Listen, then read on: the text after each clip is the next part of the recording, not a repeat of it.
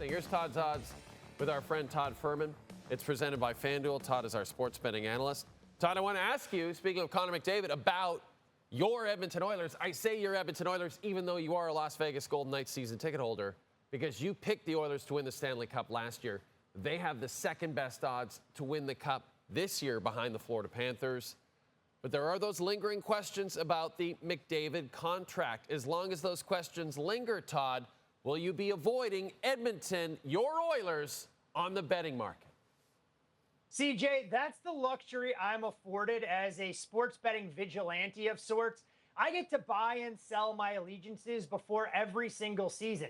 So while they may have been my Edmonton Oilers last year, they are no longer my Edmonton Oilers, at least until further notice. Their odds are way too short. You look at this roster construction from top to bottom, and you begin to wonder, what did this team do during the offseason that's going to allow them to bridge the gap between the Florida Panthers, who have beaten them not once but twice in the Stanley Cup final, and maybe even the Vegas Golden Knights, who were aggressive in adding Mitchell Marner to their offensive arsenal this offseason. So until things change up there in the lovely province of Alberta, no, I have no vested interest in the Edmonton Oilers. But if that number continues to drift, look, Jay, I'm a man of principle, but I can be bought just like everybody else. Of course, of course. We know that, Todd. We've made it to week 3 in the National Football League. I want to talk about the AFC West. Fascinating division. Chargers look great. They're the current favorites to win the division. Here's what's most interesting. You can get the Chiefs now at plus 260. You can get the Chiefs at plus money to win the division. Does that mean it is the perfect time to jump on them? We are in uncharted territory for Patrick Mahomes, who has now lost 3 straight football games for the first time since taking over as the full-time starter in Kansas City. You know, him and Andy Reid, I'm sure, Jay, are ready to push the panic button, looking to try and get out of this dodgy situation 0-2. And oh, by the way, they just so happen to have the New York Giants on deck for Sunday Night Football, where they're nearly a touchdown favorite. So I think the Chiefs will be just fine, but they better win on Sunday, because the following week they draw the Baltimore Ravens in their own building. And the reality of it is this: they just have to keep their heads above water until this roster gets a little bit healthier. Xavier Worthy, we'll see what kind of contributions he's able to make. We know Rashee Rice is waiting in the wings once his suspension is over. I think Kansas City will be just fine, but I'm not running to bet them to win the division.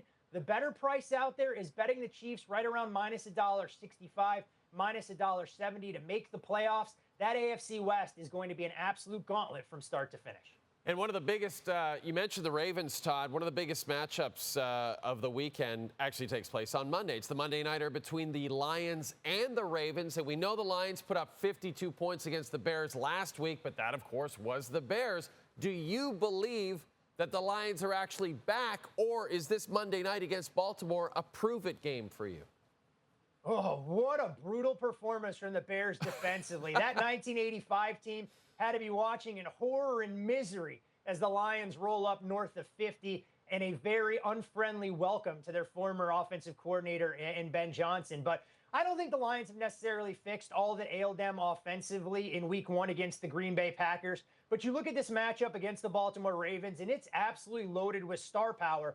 The one thing we've grown accustomed to when you watch Baltimore in these kind of spots, especially when they welcome in an opponent from the NFC, they typically raise their level of play. They look to have that killer instinct and remind everybody why they should be one of the teams to beat. But Baltimore potentially dealing with a wealth of injuries on the defensive side. I have some questions about how that stop unit will look, but I'm not running to the window to make a case for the Lions to pull off the outright upset. But I can tell you, this is the marquee matchup of the weekend, and one I think every football fan will be excited to watch, let alone all those fantasy owners when they see the biggest over-under of the weekend on the board, with a total sitting in that 52.5, 53 range. Great reason to tune into the game right here on TSN on Monday night, and then watch our show, SportsCenter with Jay Onrait, which follows that game and all primetime NFL games this season. Todd, you already knew that because we bought your allegiances years ago. Hey, look, Jay, you guys offered me an 8-year deal for $16 million per.